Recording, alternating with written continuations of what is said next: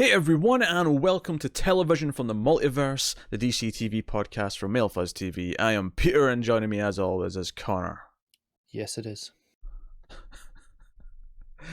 Do you intentionally speak really quiet the first time you speak, just so that it looks bad in the levels, and I have to question if they're even though they're the same numbers, they always are? No, I just I'm still waking up from my nap, and my voice just didn't seem to work when I said anything then. I want everyone to know that this is a day later than it should be, although us being a day late and having this on Saturday instead of Friday is not exactly a regular at this point. It seems to be either or. But it was almost 2 days late because we didn't record yesterday what we were supposed to because of Connor. And then he almost slept through the recording time tonight. I want to put that out there. But I didn't. I mean, we got to the point where I assumed you weren't showing up and almost started doing other things, and you just messaged me. Yet here I am, at the and right here time. we are. And if you hadn't said anything, like you said, it's on Saturday. No one would have even questioned it. We could have just smoothed, so right on through, no problem. I want them to know. You unprofessional bastard. I want them to know. This is where we talk about DC TV shows, and we have kind of a biggie but a smallie at the same time. Smallie in the sense that only 3 shows to talk about, but biggie in the sense that 2 of them are season finales. So, it's exciting. Which does mean that next week we return to some off-season content, and we will be returning to Gotham Season 1 and The Flash Season 1, the 90s Flash, that is. It's a Batman the Animated Series.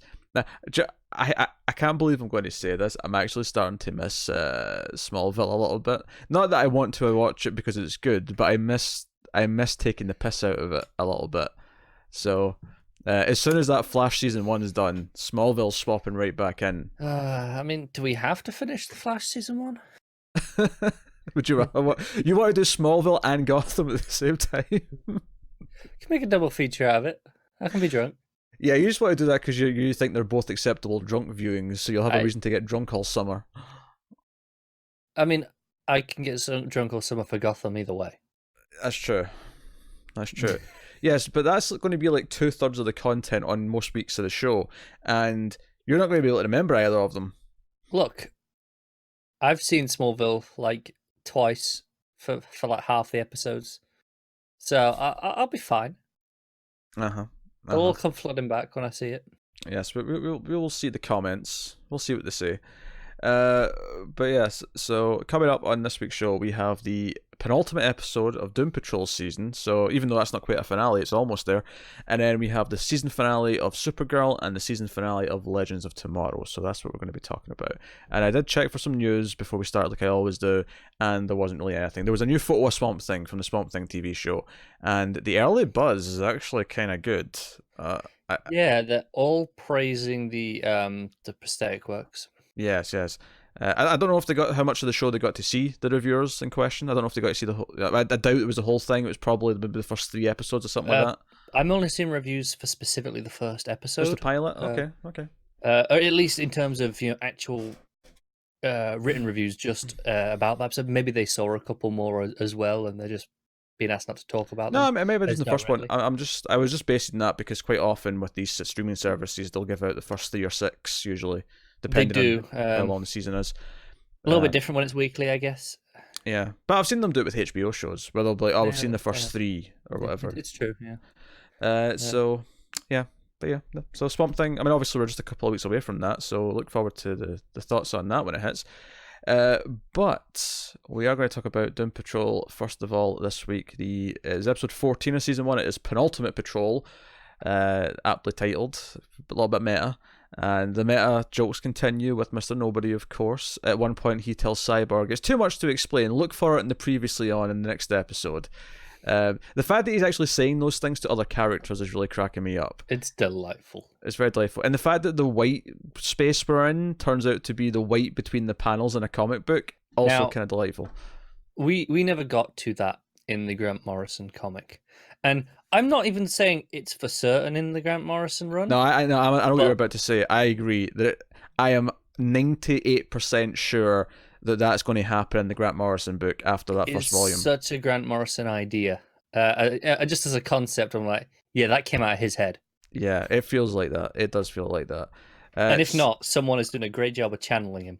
So they're at the bus and they're going they're tracking the tracker the beard hunter had on him, and it leads them to Danny the Street, who most of them don't even know who Danny is. They're just like, wait, what's happening? Like, why did you not tell us about this? Oh, well, Vic mentioned it. You really keep to yourself, Larry. He's like, well, okay, so Genderqueer Street, you're going to love them. And Cliff's just like, the F? He does so many what the F's in this episode. He does. Well, the next thing that happens, after they introduce themselves to Danny and they find the beard hunter, which, by the way, the beard hunter try to like sneak away from them, and then Hammerhead threatening to shove bananas up his ass, peels on. It was delightful. But Danny's like, oh, they're in the white space, and Flex is like, oh, the white space, yeah, I've got a Flex to get you there. We can do that. And then he goes to Flex, and we get... That's maybe my favourite scene of the whole show. I'm not going to lie. This is an extended sequence as well. This isn't like a 10-second thing gag. No. This is a full sequence with a musical accompaniment in the form of All By Myself. And it doesn't just go straight into the chorus either. It's building up to the point where, if you're like me, and you know that song, but you don't necessarily know it well enough that you just hear one lyric of a verse and go, that's going to be All By Myself. Yeah. I didn't know it was necessarily going there until a few seconds before it hit, right? So he does his flex. He's like, I'm gonna flex. He's just stood there for a while. Yeah. Concentrating really hard. Yeah, he's really flexing. And then everyone starts to act weird, except Cliff. Cliff's just, they're all like, hey guys, could you feel that? Something weird happening here. Something's going on. And it starts to become clear the way they're acting where this is going. You start to get it, and then eventually, Rita's leg kind of goes weird and then goes back to form, and then she's like, Cliff's just like, what the F is going on? Give us a minute, and then finally, it's Jane who shouts out, "We're effing coming, man!" And that's when All By Myself, the chorus like kicks in, and my favorite part of this is the beard hunter like having his cum face as he stares at this random dude's beard. Yeah. And Cliff is a little embarrassed, so joins in. He joins in even though he can't feel anything anymore because he doesn't have feelings, physical feelings, that is. But this is great. It's just how Larry's down, like falls to his knees in joy, and Jane's like put her hands through her hair. It's like a shampoo commercial. Danny is erupting from the water hydrants. Not only just that, on the marquee it says "oh," and it's like sort of, it's what would you call it when it's going through it? It's scrolling. Yes, it's scrolling through.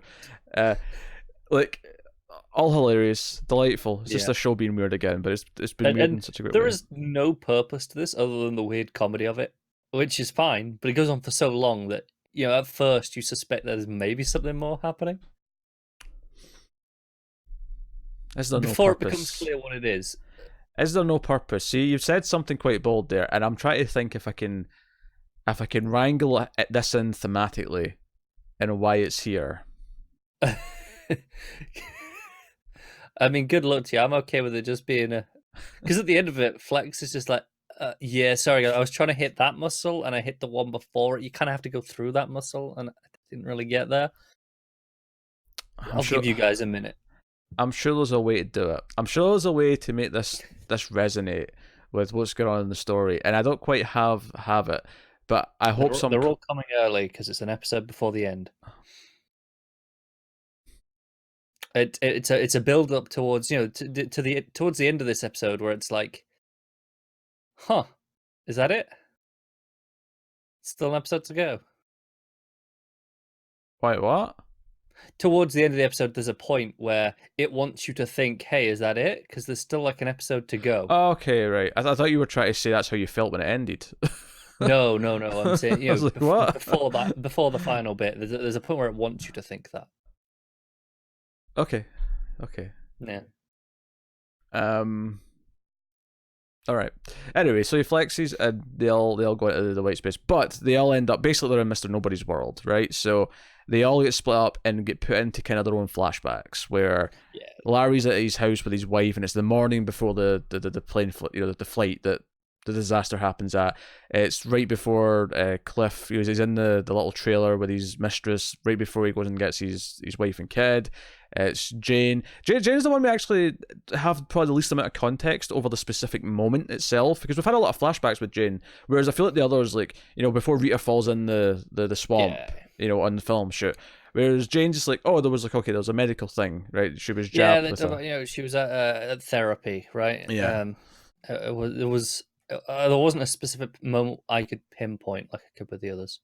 No, they say that they tried a procedure on her, and that's kind of what made all the other personalities have more strength. That wasn't the exact wording, but so it stuck out to me because it was the only one that we hadn't seen the exact moment before, whereas all the rest of them we'd seen their specific backstory sections, their moments.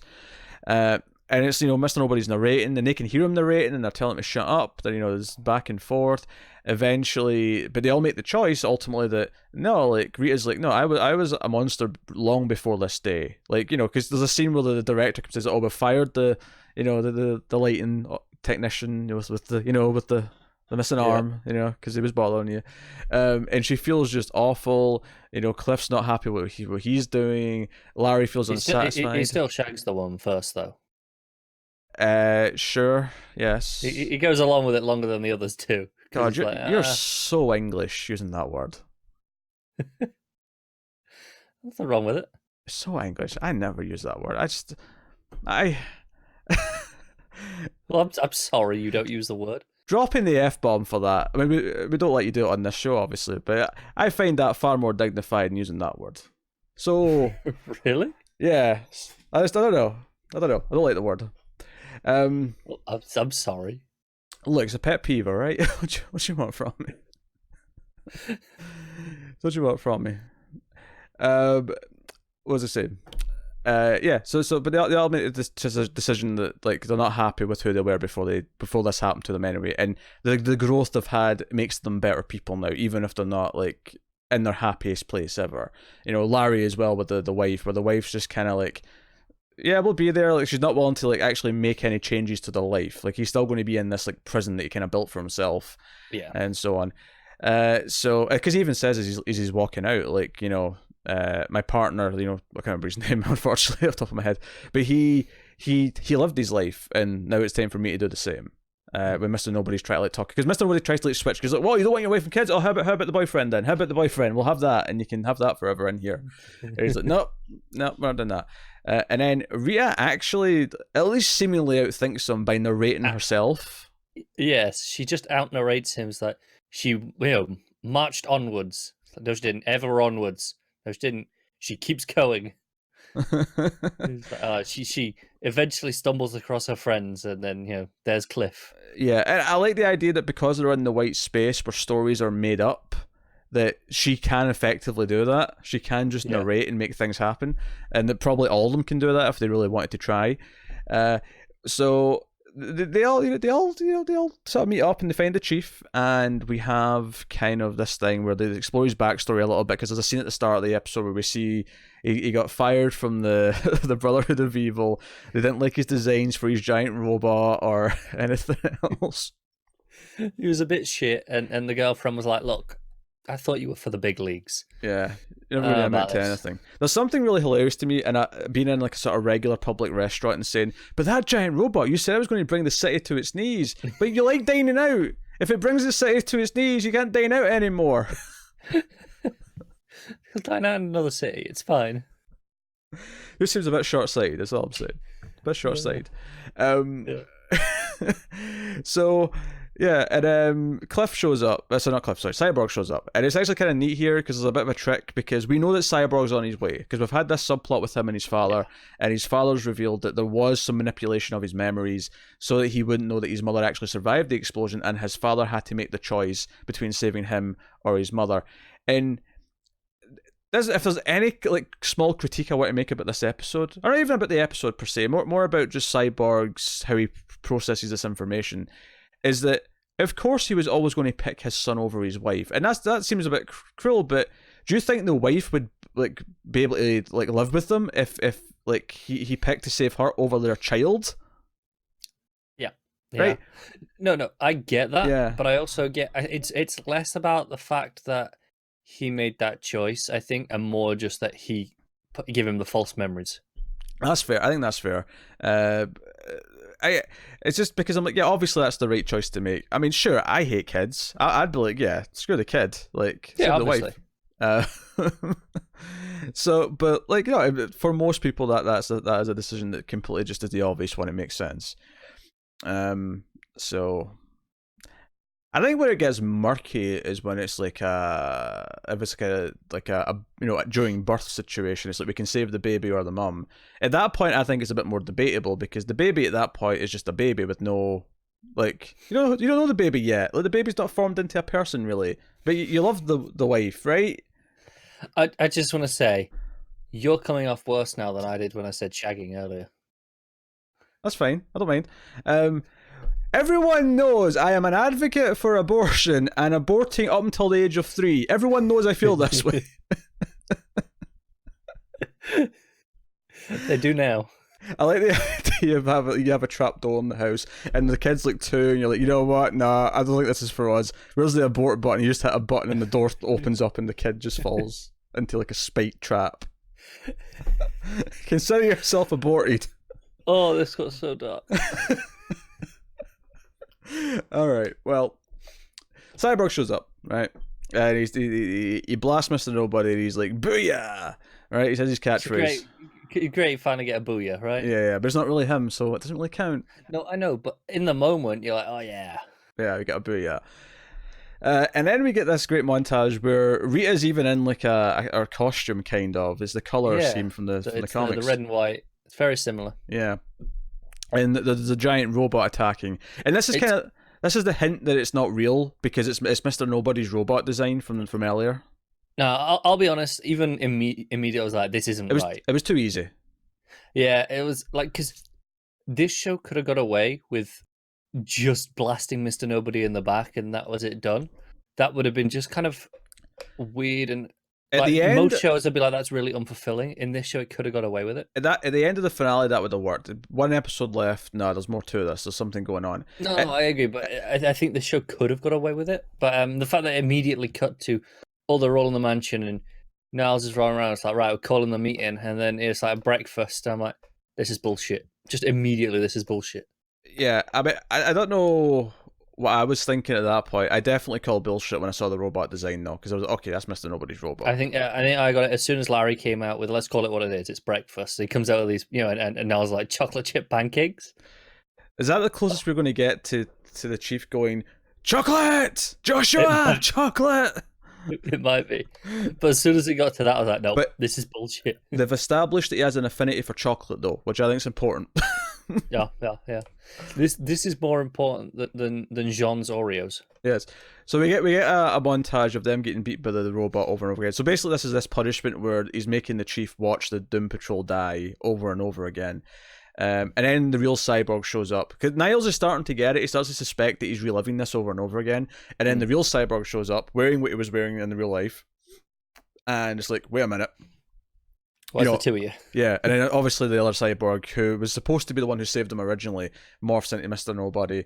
And he's like, it was me all along. Yeah, so we're back in the white space, and the episode ends with Mr. Nobody demanding that Niles revealed what he's been hiding to the team. And they're all, you know what, we've grown a lot, Chief. Like, we're ready to take this. So whatever it is, like, we've all realised that being honest with each other is the best thing we could be, and we've all kind of bonded in our own misfitty way because of it. And then like, he very slowly reveals, like, all the disasters that made you who you are, they weren't accidents. They were all me. Yeah. We've been waiting for this darker side of Niles all season. It's been hinted at, and we know there's something else to him. He's not just this nice old guy, but this was like, damn, like, it's a lot. Yeah, that was good. And I loved how much Tudyk was playing it up in this episode. Oh yeah, he's loving it. He's relishing in the tension here. Oh, he is. This is one of his best roles. Yeah, like quite comfortable because he's just going off with it and going, screw it, let's have fun. And I think what kind of makes this work in a nice sort of spin in this show specifically is that their mission the entire season has been to find Niles. Now, I don't know if this is a reveal that happens in the comic book as well later in Grant Morrison's run. It might very well happen. But at least up until what I've read, the mission has never... Niles has just been there the whole time. There's been no having to find Niles. He's not been the goal ever as of yet, from what I've read from the first big volume, which was, the first 15, 16 issues we read? Something like that? It was 16, yeah. So here it kind of like, no. This is what you've been bonding together over to try and help. And I'm curious to see like what sort of decision we get next episode of like... I expect them to be mad at him, sure, maybe even like, but do they kind of accept him anyway as his mistakes? Probably not right away. I suspect at least Jane, Hammerhead's going to come out and probably give him some hell, I imagine. Probably, yeah. We'll see. But I don't know. I'm intrigued. It was a good cliffhanger to leave in the because I think the last episode did this thing where it was like, okay, teams together, hurrah, right? Big heroic team moment. This episode did the next sort of smart thing where it's like, no, we're going to end in this down reveal, this reveal that's kind of a hit to the system. It's like, shit, we're going to have to deal with this emotionally. And it makes the final episode be less about punching the bad guy in the face, and even though I'm sure we get a bit of action next episode, but it makes the core of it, what we're looking forward to, being the drama and being the characters dealing with their issues. Yeah, it goes back to the end of the last episode, after the big heroic moment where we had Mr. Nobody doing his spiel about, that was last episode, wasn't it? Mm-hmm. With him being like, finally, it's the the superhero show you were waiting for. Enough of all that character drama. And it's no. Obviously, we're gonna end with the character drama. We'll just throw that in his face. Yeah. No, it makes sense because it's far more satisfying given how much we care about the characters. Not that it can't have a good action scene and have that be impactful, because it can. I'm sure there will be one or two. There's a fly in here and it's really bugging me. Welcome to summer. Pretty much. So, and our Penultimate Doom Patrol was great. And we're looking forward to the finale. And we'll try not to be late next week so that the show actually goes up in the day that it's supposed to, so that you're not waiting for the finale discussion too long. Because the weird thing is we're actually going to review the first episode of Swamp Thing on its own as quickly as we can, meaning that that'll essentially go up on YouTube the same day that the episode of this podcast comes out. Yeah, maybe a day later by the time that it happens. Which one? By the time it gets up, Swamp Thing might be a day later than this by the time that gets up. Oh, maybe, it depends. It depends, yeah. Like, even if we're working on time, it might still end up being a day later. What I'm saying is, though, I don't want to get Swamp Thing up and this to be late and be after Swamp Thing, because that's weird. That is weird, yeah. I'm glad you've heard me. Yeah. I didn't make any promises. I just said I agreed it would be weird. Promise the people. I'm not willing to do that because every time we do that, shit goes wrong. Promise the people so that when it's delayed next week, they can all hate you even more than they do this week. Go on, promise it. No, I'm not falling for this trap. Connor promises. He doesn't. I'm going to self-narrate if I have to.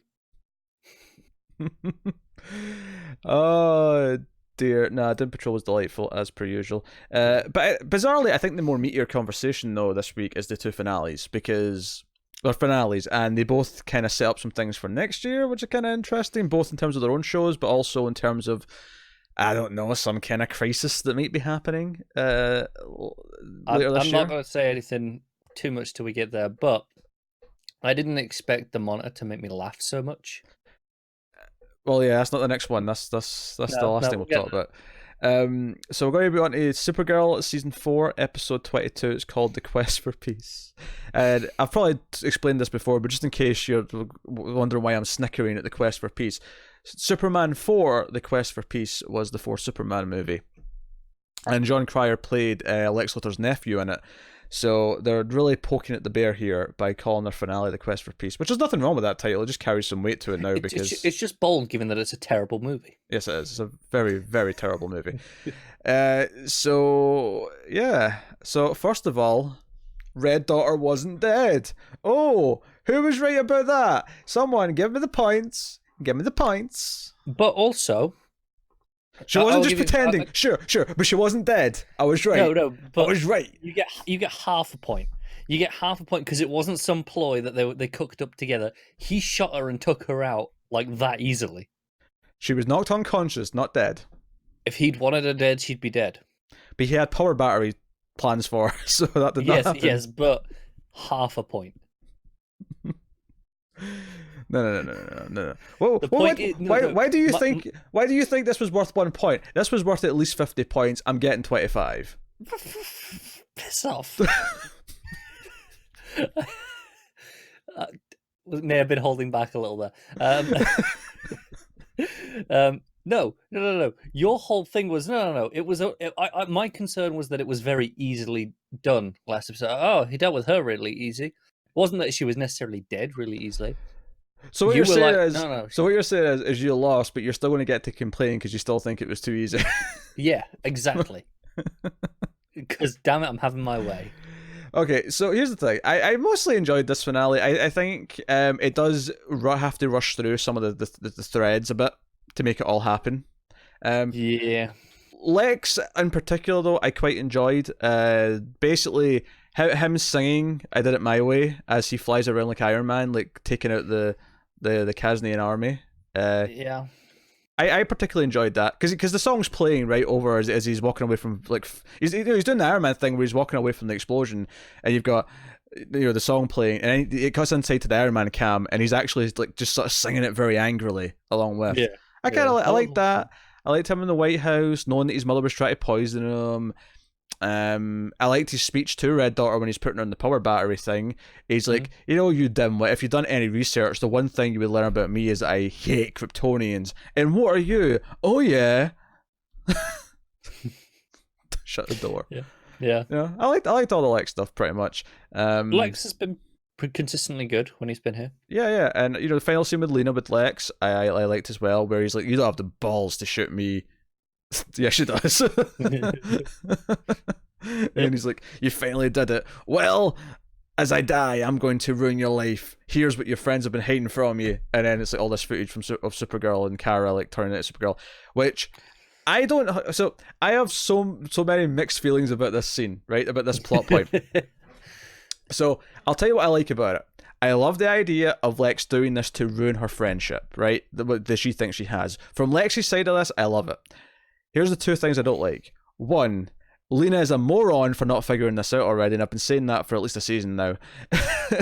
And two, all of the footage is just the shots from the show. Edited the same way that it was in their own episodes. Did you really expect anything else? Put like a filler on it so it's like a security camera. Angle it a bit.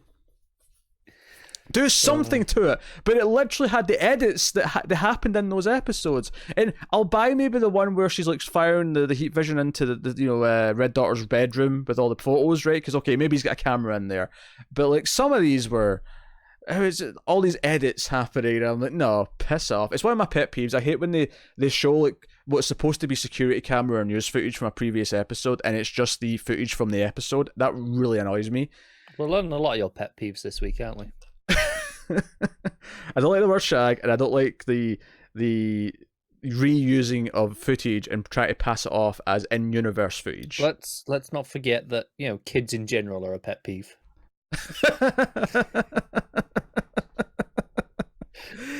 I was mostly joking about that, but yeah, okay, sure. We're going to go with that narrative. I was doing that for the dark jokes, man. Come on. Yeah, but I think there's an underlying truth. I'll tell you right now, if the wife gives birth to a ginger, I know what choice I'll make. Not sure I can blame you. I'm like, oh no, you've got a recessive gene in you. You never told me this when we started dating. Oh, you should have been forthcoming with that information. I want a divorce. I kid. All right. What was I getting to? Yes, reuse of this footage bugs me. But I actually like the scene from the dramatic point of view of Lex doing it. Of Lex like saying, "I'm going to ruin what you've got." By sort of... Yeah, it's conflicting because I like it from Lex's side of things, but then I'm like, oh, now we've got to go through the whole thing with Lena of, oh, you lied to me. Potentially, although if this is what makes her go evil, I'm not necessarily against it. Yeah. What happened to all those rumors that she was just leaving the show? Maybe it doesn't feel like it. It doesn't feel like. No, it feels like they've set up plot for her next season. So I don't think she's gone. I think that was just a rumor. Yeah. Okay. The Cisco one seems like it might be panning out, just given where his story ended in Flash. Whereas I feel like Lena, it seems like nah, she's got a story next year.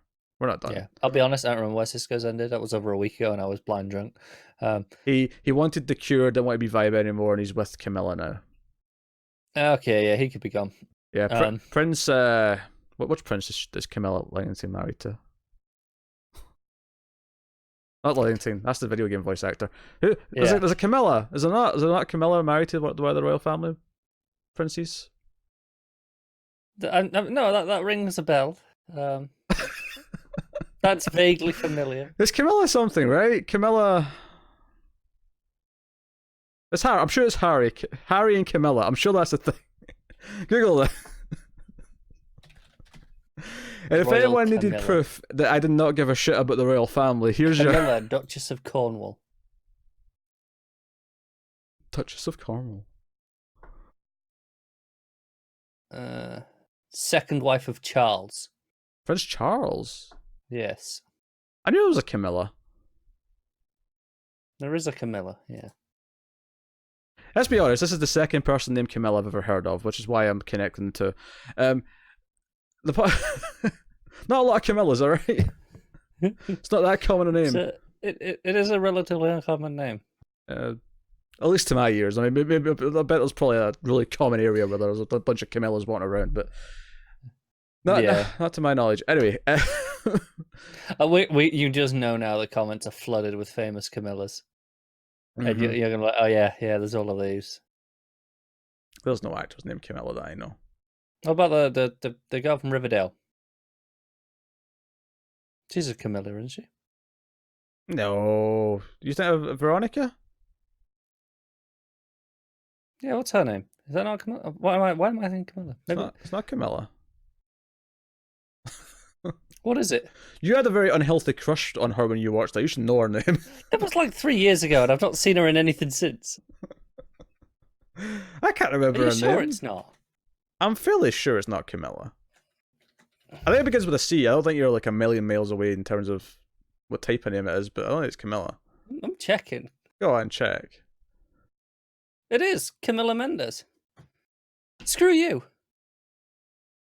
That does not ring a bell at all. Screw you. You had me down myself. I was right. This does not sound familiar at all. I just want to say, I was more right about this than you were about Red Daughter. No, that's a filthy lie. That's a filthy lie. I was exactly right about Red Daughter, and I don't want to hear another word about it. So, we're talking about Supergirl and Lex and Lena. Allegedly, yes. Yes. And so Lena's thing, like, as much as I think it makes it look dumb, I do actually kind of like it from Lex's point of view, and like the idea of like him doing this to her, and I like the idea of her holding on to it and still showing up to game night, not saying anything, because that to me says, yeah, she's going to start doing villainous things. And Supergirl wants to tell her, but Alex is like, don't do it at the start of the night, let her have her fun night of shenanigans. Yeah, that always goes well, doesn't it? So that was the thing. Here's another thing I was right about: Alex and Jimmy's sister. I said no, that's not going to happen, because it was so unset up that I was sure that they're not actually going to do this. And I said I don't have faith for them not to do it. And yeah, would you believe it? Would you believe it?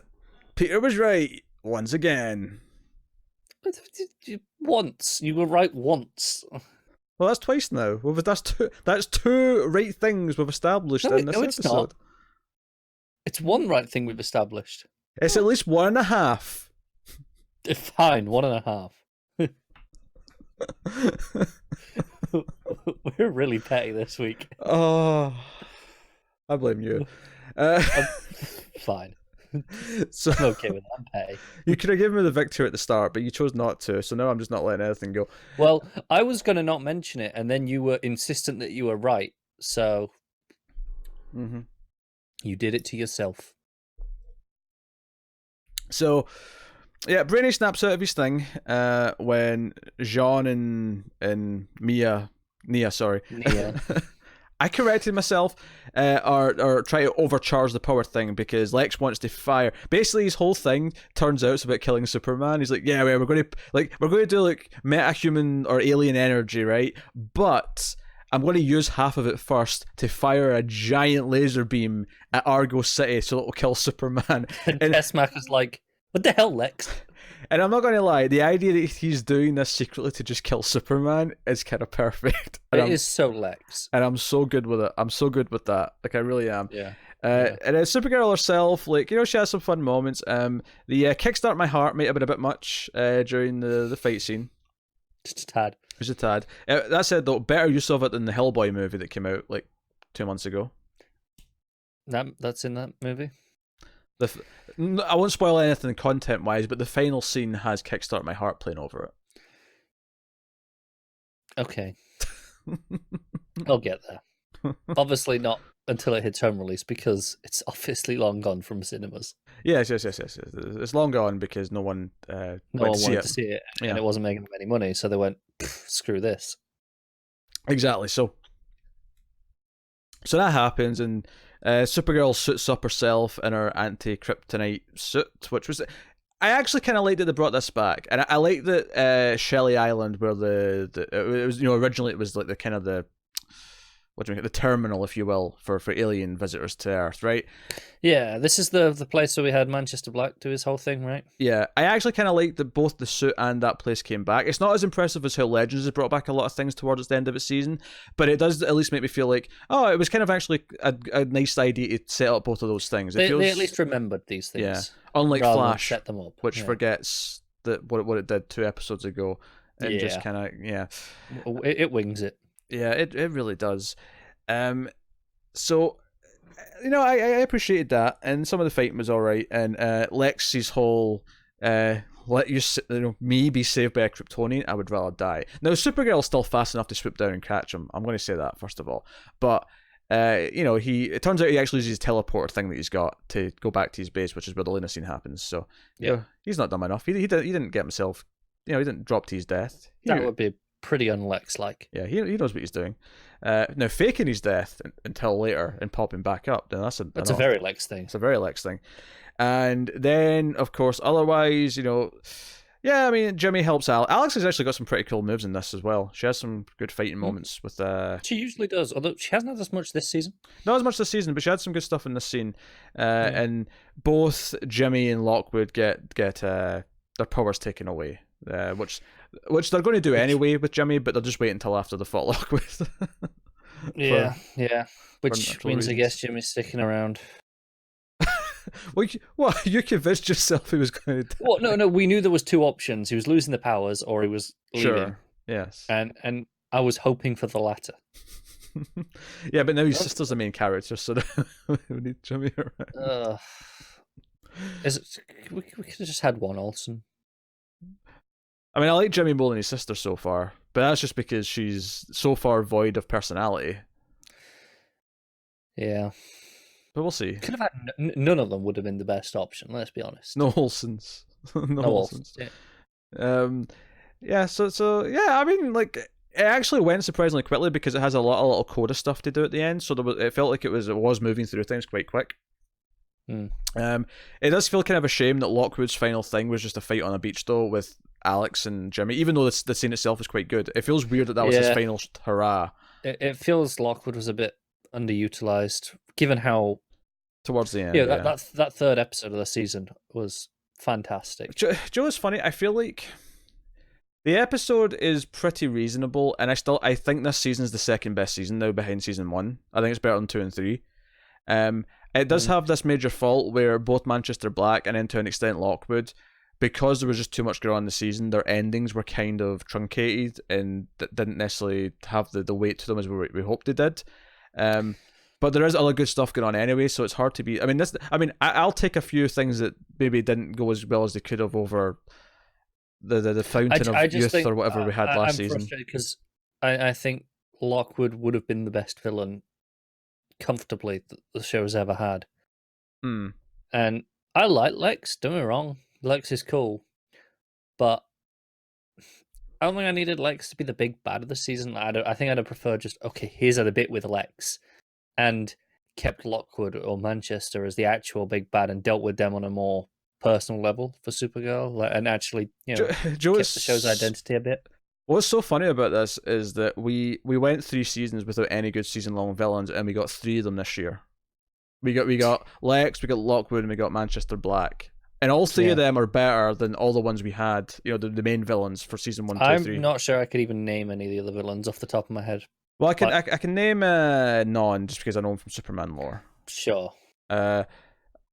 Mon-El's parents? I have no idea. just Daxamite royalty, I guess. I can name Rain. Rain's easy to remember. Oh, yeah. I forgot. I wouldn't have ever got a name on my own, but I could picture a face. But I think we have to talk about some, and there's some fun scenes here. With the scene where Nia astral projects, but no one can see her, and Brainy, who's still in kind of dick Brainiac mode, is like, she should be here by now. She can't interact with us, so we get that neat moment where her and Alex say the same thing. This is a terrible plan. Yeah. That's a neat moment. It's like, but you can write on the glass where this, where the breath has been, like blah, blah, blah. Yeah. Ionize the molecules. Go on. That was basically it. Just go right on the glass, Nia. Yeah. So that's what it is. But perhaps some of the most interesting stuff is, and it's funny because last week you were like, I don't know if Supergirl will get a tie-in to. I genuinely didn't necessarily think it Crisis. would. Everything gets a little tie-in to Crisis, at least a little bit. Yeah, you get a Crisis.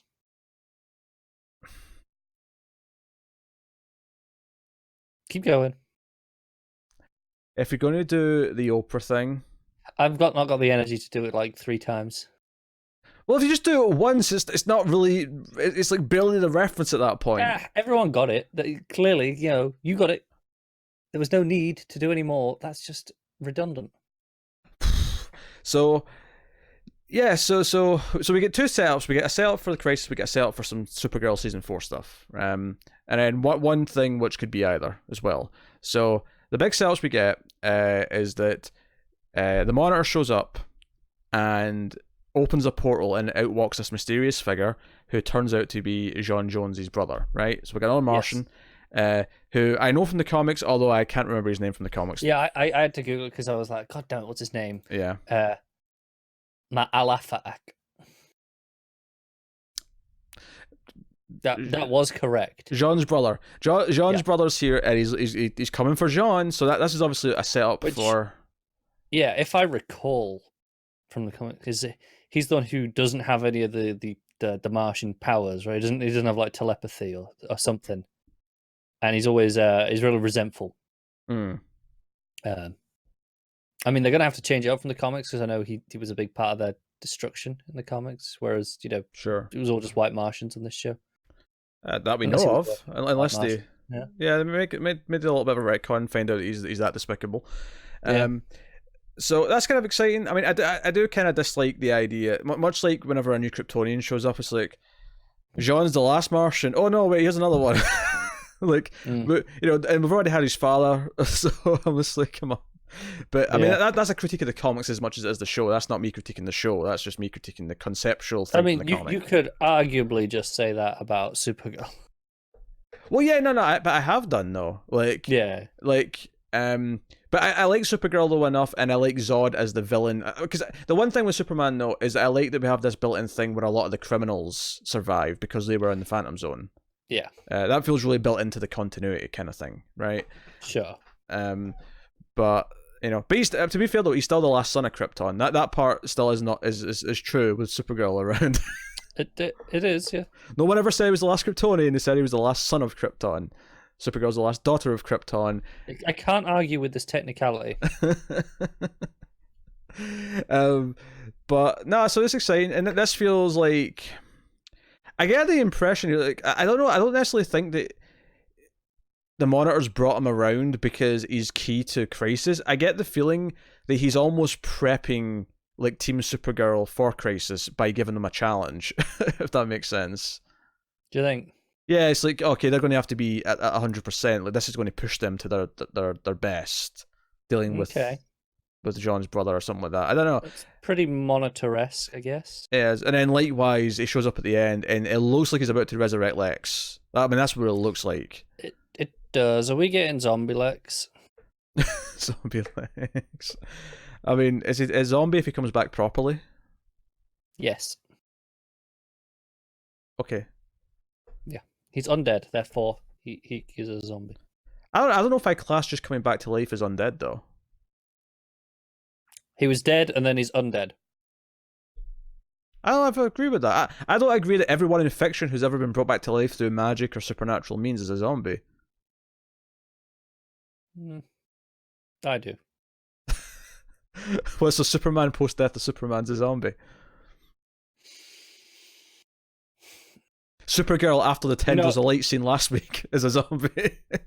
I think the argument is they're traditionally going, oh, they weren't actually quite dead. It was like, all right, very low level function still going, right? And then the body just kind of healed is typically the explanation for that. So no, not a zombie because not truly dead. This, on the other hand, yeah, Lex was pretty dead.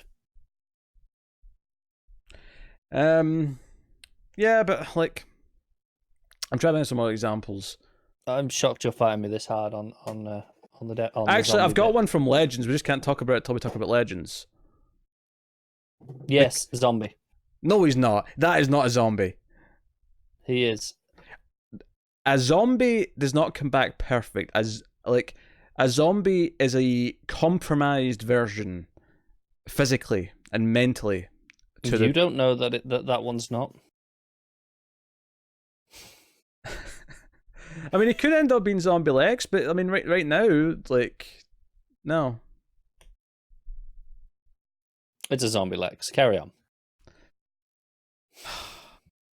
If Lex speaks, and not in a dumb way, when we see him in the Crisis, or even just in Supergirl, if that's what's happening. Although I think Lex is specifically for Crisis. I do as well.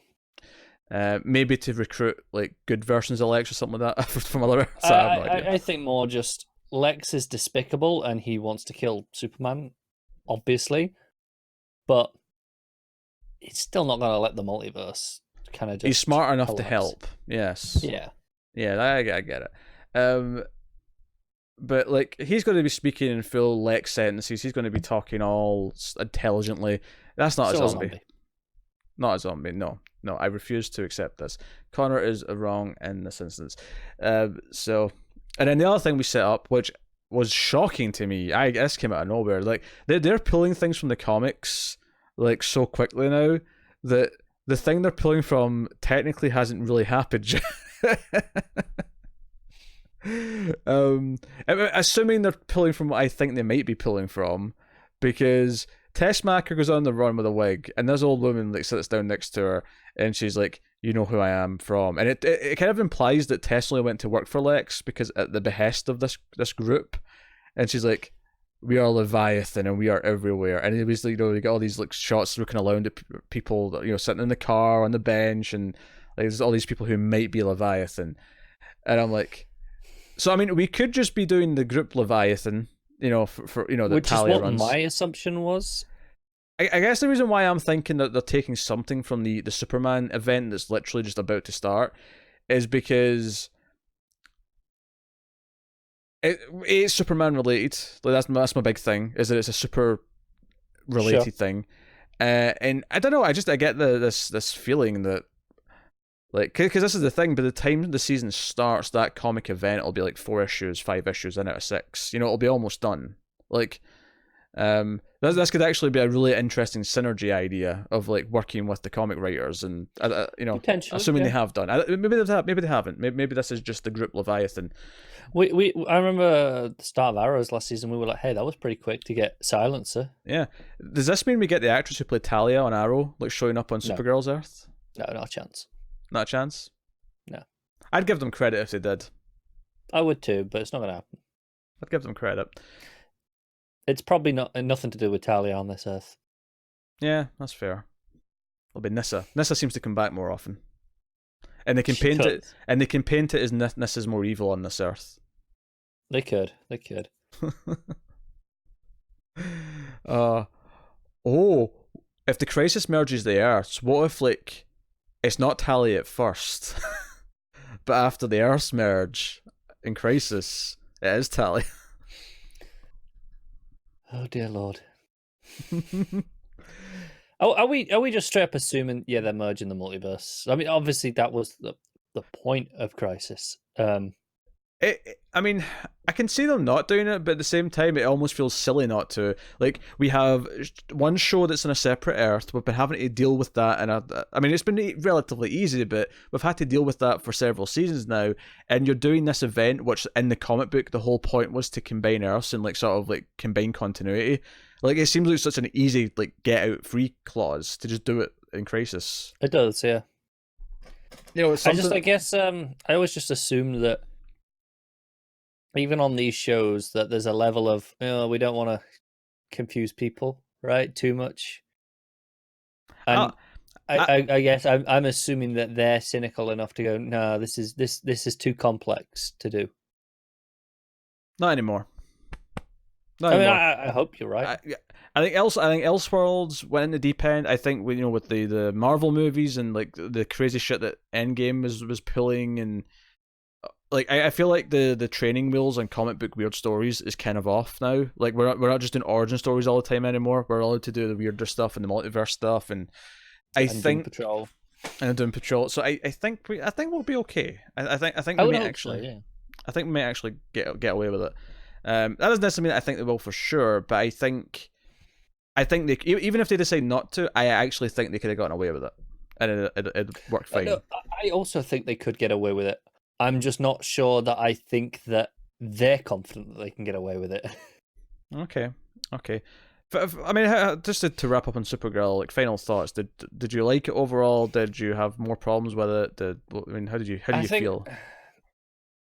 It as an episode in its own right, yeah, it was all right. I've got very few problems overall.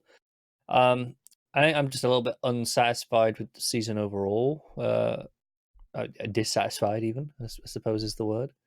The things like I said, like Lockwood just kind of being shafted after. I was so excited for that.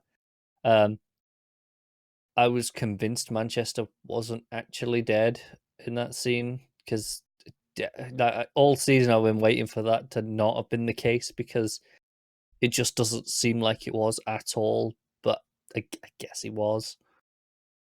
Those sorts of things, and I'll just okay, it's just Lex. I mean, like I said, I like Lex a lot. I just wish the show had gone all in on its own villain rather than gone, well, we got Lex now. The season was overstuffed. Yeah, but I still think it's easily better than season 2 and 3. Yeah, it is. It didn't go off the deep end like those. It didn't go off the deep end, and it was generally more likable throughout. Like it had ups and downs in terms of good episodes and bad episodes, but it never really felt like this we're in the rough patch. It felt like I think ultimately what you're saying is there was no Mon-El. There was no Mon-El. That's true. And I don't know if the episodes ever quite peaked as much as maybe they did like once or twice here or there in previous seasons, especially not season 1. But yeah, I mean it's kind of into this weird territory where it's much better than Flash and Arrow, I think, still, because it's at least trying to do and say things. It's definitely pulling plot threads together better than Flash is, although it's still a bit messy. Like, I feel like Flash is messy in the sense that they're just completely forgetting things. Supergirl is just a bit messy in how much they try and stuff in. Yeah. So, yeah.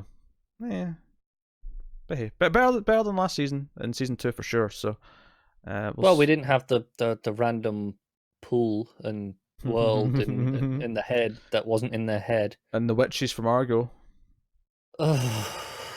Yeah.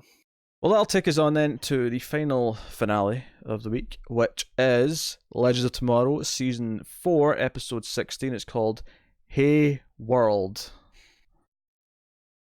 And that's 2 separate words in this case. It is, yeah.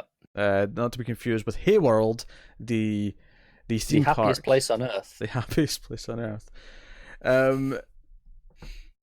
Well, where to begin? I will say this: I was noticing it cutting around a lot in the first like because there was so many characters split up over different places. There was a lot of cutting around, just like finishing all those plot threads up quickly. To get us back on the one page. But I will say this: if you went back to late season 1 Legends time, I know where you go. And you said to me, you will enjoy the return of Vandal Savage at one point. You'd have put money against it, wouldn't you? I'd have said, you're absolutely nuts. You're absolutely nuts. And not only that, you would enjoy a reference to Hot Girl. I'd have said, nope, you're mad. You're absolutely mad. And it shows you how far that this series has come, where that we can now have Jenga time. We can have Jenga time, where Nora and Constantine they've found their way to Ray after got into the Soul Exchange Bank to get the coin. So that I love this concept. Yeah, and we'll come back to this at the end, I think, because this sets up next season for the most part. Yeah. But they come down to where he is, and they think he's being tortured because he goes, and then you go in, and they've got a giant game of Jenga, and it's just tumbled over, and that's why he screamed, because his Jenga tower's fallen.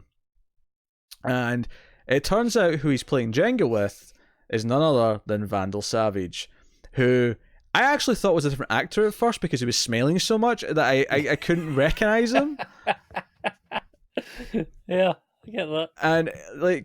And there was a lot of great little things in here. It was like, we're new friends. We used to be enemies, and Vandal's like, basically we were fighting over a girl, and Nora's like, a girl? What girl? Is like, doesn't matter. And do you know what I love about that? Is that joke works on its own, just as he doesn't want to talk about an ex because he's into Nora now, right? And they've got a thing, and she even kissed him at the start of the scene. And it was kind of sweet, blah blah blah. But it's a double-edged, or not double-edged, but it's a double meaning here, because it's like, we don't really want to talk about the hot girl stuff. Yeah, we don't want to go there because it was terrible. And then the scene ends with after they teleport up because Gary's wish has been fulfilled, and he's like, I love those groovy guys. It's Jenga time. I kind of love Vandal Savage now.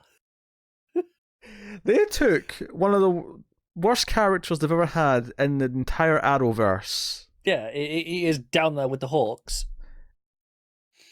And they made him likeable in one scene. Now, admittedly, I don't necessarily think this means that he could be likeable if they had him as a recurring character. It may be too much. I mean, not. But for a one-scene joke, this worked. Oh yeah. This is the sort of joke you do in a finale, right? Because you can and go, screw it. What does that even mean? No, it's the sort of joke where you get like a big character from previous seasons to come back for the cameo thing. That is typically something I associate with the end of season. Okay, but why does that mean they can do it because they can? Because they can, because it's the end of the season. Because it's like, well, it's not distracting anything from there. So they get by the time they come back next season, it'll be kind of forgotten about. There's no references to it next week. Your logic here is like impeccable. It's not impeccable. It's impeccable. It makes no goddamn sense. Like, that makes perfect sense. It's not distracting from anything. What you want something distracting in your finale? Not that I'm saying it is distracting. I'm just going by what you said. None of this adds up to me because they can. What? They can do it anytime they freaking well want. Anyway, so they come back up. Obviously, he goes back to being a coin because his body's being used by Neron, who is Unleashed Charlie. It turns out the giant squid thing, the giant octopus from the Kaiju episode, which again, another thing they bring back. The theme park, another thing they bring back. And then the other thing they bring back, was Nate's dad's Taste of Music, Hank's Taste of Music. That comes back. And then there was one more thing that I was really impressed. They kind of worked out all these things like into the end of the story from earlier in the season. I don't know what the last one was, but there was a bunch of them. I'm not sure what it is. There's a bunch of them. And we've already talked about how they've brought back the fairy godmother, they've brought back the nipple thing, they brought back all these different things, right? They're juggling all these things to set up early in the season, and Flash writers are just watching in disbelief going, did I? How do we do that? Did I? How do you remember that? It was so many episodes ago. And still introducing new things. Obviously, we're seeing a lot of the creatures that we've seen before, but now we got the ogre. Mm. You know, the beer drinking yoga who's obviously friends with Mick, and Well, he's been there before. He's not new in this episode. Was he? I don't remember him before. Oh yeah, I recognise him. He's been around. He was at least in the last episode, if not before that as well. You sure? Yeah. Fair enough. I don't really remember him much. I mean, necessarily, maybe he was in the last episode as well, but like, I don't remember him from earlier in the season. No, I seemed even last episode when I saw him, I thought he seemed familiar, like from earlier in the season.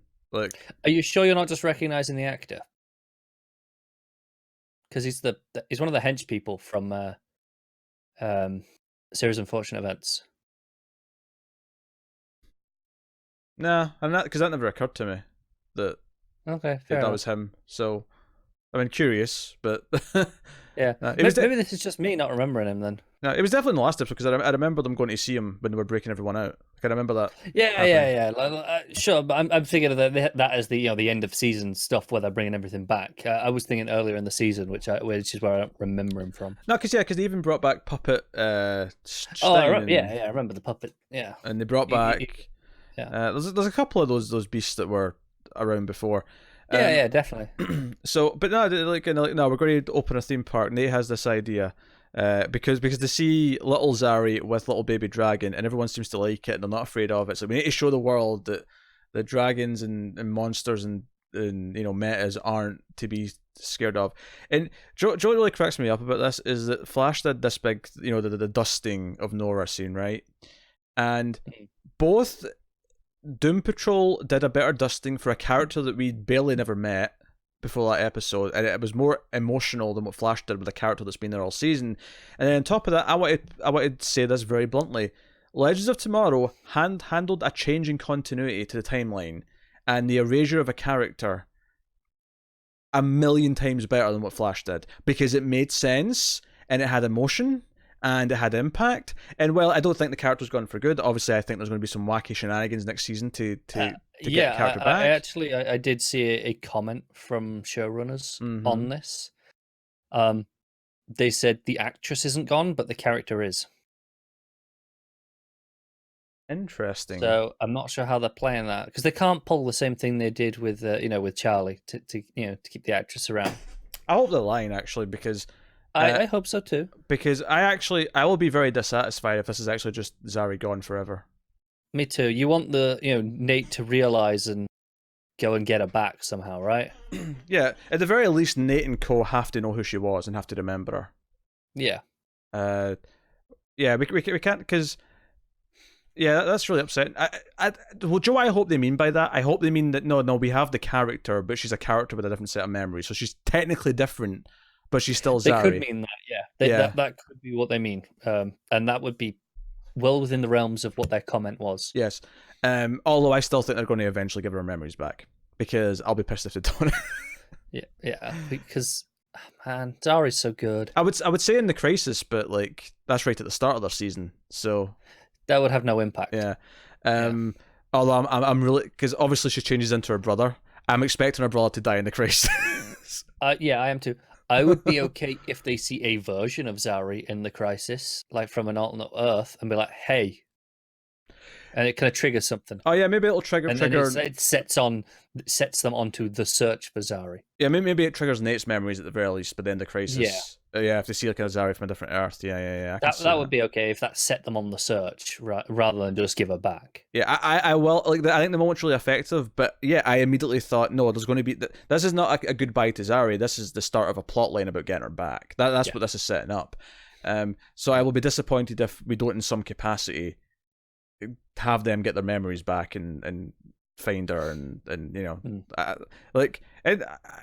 this isn't like I'm not watching Better Call Saul here. Like, yeah, I want some happy endings, right? This is a cartoon, this show. I want the happy ending. Yeah, you want Nate and Zari together. Yes, because they were happy. And we're only just getting happy. Yeah, we were just getting the start in that. They only just made me start quote unquote shipping them, and then they do this to me, the bastards. Yeah. But yeah, no, it's a really effective scene. They set up the big circus sort of thing, and this is the first time I've seen like Sarah in her White Canary uniform, or even been referenced as White Canary in like years. Yeah, it is. I don't care though. Yeah. and they're trying to like, get everyone on the side of the monsters, which doesn't work. But then the dragon shows up, and then little kid Zari kind of stops the dragon. Makes the dragon dance. Yeah. And then they have to trick Neron into killing Nate, because then that revokes the deal that he made with Ray, gets Ray's soul back, and then unfortunately Nate's dead. But because they still have Tabitha's staff. Well done, you. Was it Tabitha, not Agatha? It was, yeah. I'll be honest, I didn't know which one was right, and I took a 50-50. I took a 50-50. But you went, which one do I normally want to say, and then go for the opposite. But they've got our staff, and it's a bit like, well, if this could channel all the evil into opening a portal to hell, because it turns out he didn't want to just rule hell, he wanted to like, bring hell to earth. Much like the Master in season 1 of the hit television show Buffy the Vampire Slayer. He wanted to bring hell, way better than that. Hell on earth. I'll give you season 1 maybe, but yeah, I'm referring directly to that, not the whole show. Sure, the characters are still better on Buffy though. I might fight on that. This is a stronger season of TV overall, but the characters are still better on Buffy season 1. No. And show versus show as a whole, I mean, Buffy is winning hands down. There's not even a fight. I think you've got to fight. It's not a fight. You can pretend it's a fight. You can think it's a fight. They ain't teaching college classes on Legends of Tomorrow, no matter how much you might want it. Give it another couple of seasons. It's not happening.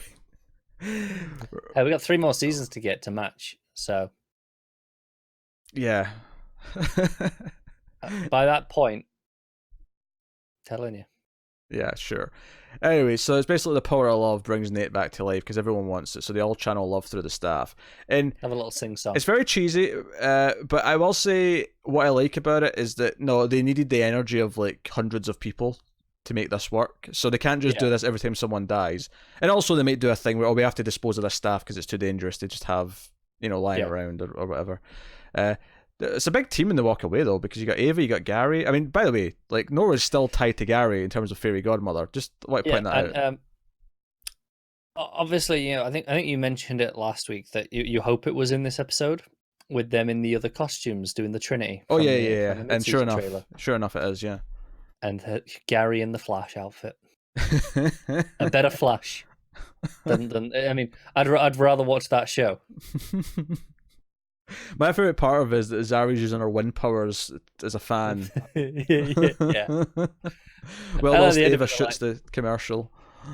Yeah, at the end of it, they're like, man, yeah, this would be so much better with the actual Trinity. Damn, we should have just done the crossover. Well, more specifically, we called them, they said no chance, we should have done the crossover.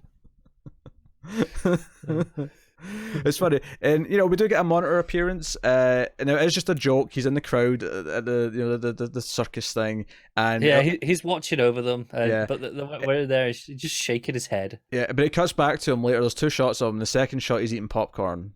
Yeah, which is pretty funny, and it makes sense that Legends just does it as a joke. I actually thought that they might do more with it, but when he showed up here, I thought he might pop up at the end and have another big scene. And the reason why I thought that is, despite the fact that Legends is the jokey show, I thought, well, Legends' first episode next season is probably going to be part of the Crisis, so it actually might make sense for it to have a bigger tie-in, at the end, saying here. Yeah. But instead it doesn't do that. This is all we get at the Monitor, and it just sets up the main plot, which is Astra, the girl that Constantine couldn't save, and now she's all grown up in hell, who helps him get into the vault, the shitty...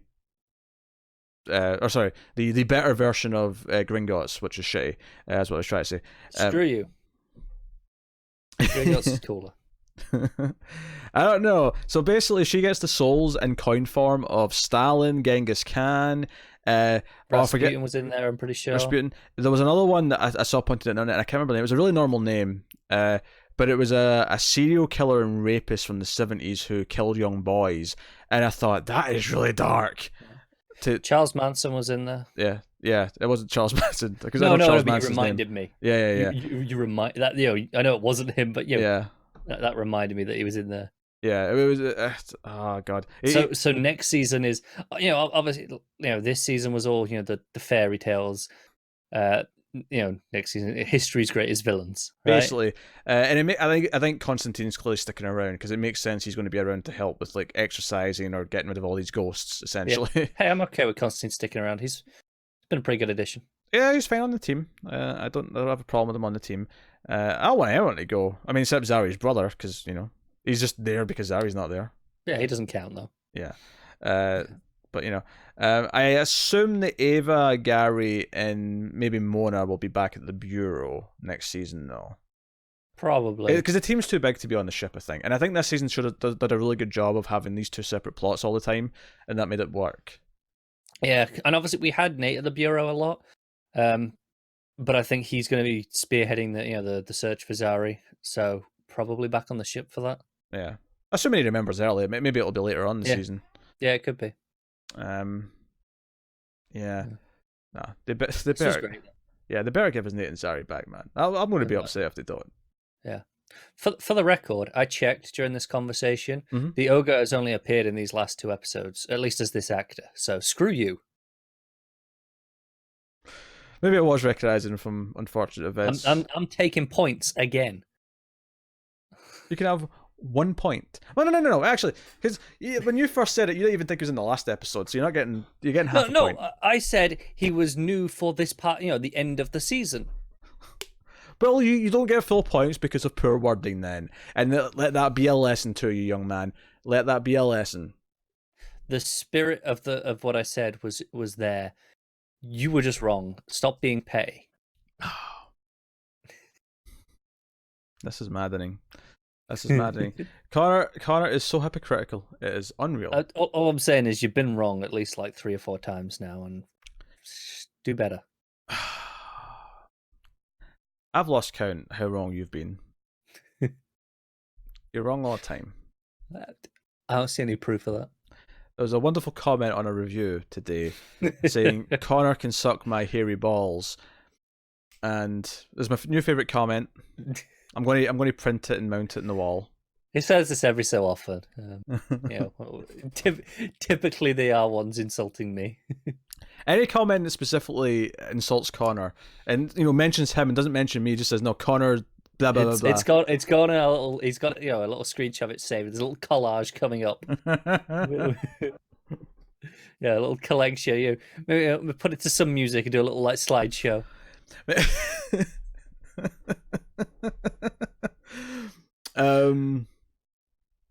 So that was Legends. Did we not talk about anything in Legends? Oh, I guess we talked about the ending, the setup for next season. Yeah, we did.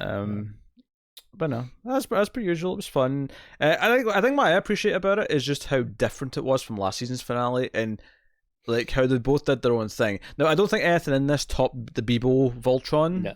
No, it didn't. But I think this was stronger from start to finish than last year's finale, if that makes sense. Yeah, because last night they had like 15-20 minutes of okay, sure, and then Bebo. Yeah, the open 15-20 minutes of the last finale wasn't as great, but then it got really good in the back half. This was a bit more consistent. I think this season overall was very consistent. I think this is easily the best season. Yeah, you can say that. Like last season may have had some higher highs as well, like like the Bebo stuff. Don't get me wrong, but I think this didn't have a single bad episode. Like like last season, you can point to the Vietnam one. Yeah, to be fair, the last season only had 1 or 2. It wasn't like it was. Yeah, it had like maybe 2, but this is like no, there isn't a bad episode.